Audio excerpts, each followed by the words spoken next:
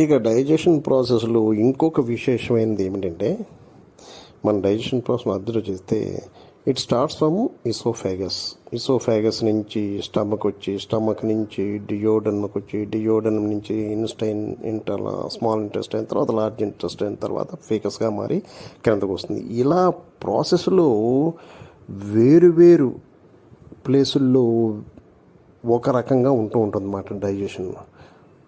ఒక చోట కొంచెం వేగంగా ఉంటే, ఒక చోట చాలా ఎక్కువ టైం తీసుకుంటూ ఉంటుందన్నమాట. అలాగా ఈ ఈ food settles okay in digestive system certain types of various types of time in certain locations. అందువల్ల ఏంటంటే ఫుడ్ అనేది యూనిఫామ్గా అది మూవ్తో ఉండదు డైజెస్టివ్ సిస్టంలో.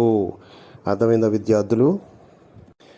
ఇక్కడ మనకి టేబుల్ ఇచ్చాడు చూడండి. ఈ టేబుల్లో ఏంటంటే 100% తీసుకుంటే అందులో 50%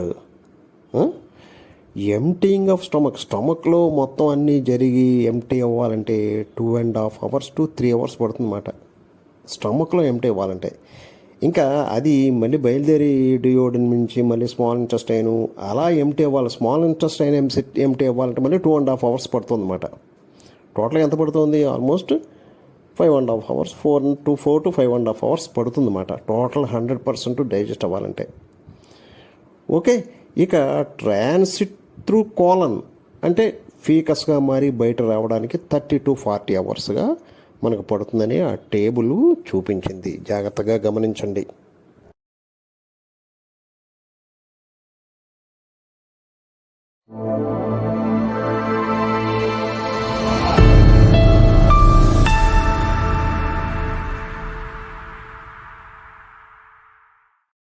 విద్యార్థులు, ఇక్కడ మీ టెక్స్ట్ బుక్లో ఒక బ్రహ్మాండమైన ఒక క్వశ్చన్ వేశారు. ఏమిటంటే, why do you think the stomach is structured like a bag rather than a tube like esophagus? దీనికి సమాధానం మనం చూద్దాం. విద్యార్థులు, దీనికి ఆన్సర్ ఏంటంటే, మన స్టమక్ బ్యాగ్ లైక్ ఫిక్స్డ్ ఒక వాల్యూమ్ ఉండదు. ఎందుకంటే ఇట్స్ లైక్ అ పౌచ్, ఎలాస్టిక్గా ఉంటుందన్నమాట నేచర్.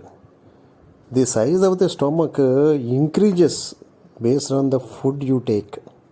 ఎక్కువ తీసుకుంటే ఎక్కువగా ఎలాస్టిక్ అవుతుందన్నమాట. ఓకే, తక్కువ తీసుకుంటే తక్కువ ఉంటుంది. అందువల్ల ఒకే బ్యాగ్ ఒకే ఫిక్స్డ్ వాల్యూమ్ ఉంటే ఇట్స్ ఎ ప్రాబ్లం కదా. Digestive juice are produced depending upon the quantity of food you take మాట. అందువల్ల ఏంటంటే దానికి తగ్గట్టుగా ఎలాస్టిక్గా ఉండడానికి మనకి పౌచ్లా ఉంటుంది, కానీ ఒక ఫిక్స్డ్ లాగా ఇసోఫాగస్ అలా ఫిక్స్డ్గా ఉండదన్నమాట. If the stomach produce same amount of digestive juices irrespective of the food, ఎంత క్వాంటిటీ కానీ పెరిగినా తగ్గినా కానీ అదే రకంగా చేస్తూ ఉంటుంది. The walls of the stomach would destroy. అర్థమైందా? డిస్ట్రాయ్ అయిపోతాయి. అందువల్ల ఇసోఫాగస్లా కాకుండా స్టమక్ అనేటువంటిది ఒక ఎలాస్టిక్ నేచర్ కలిగిన పౌచ్లా ఉంటుంది అనేటువంటి దీనికి సమాధానం.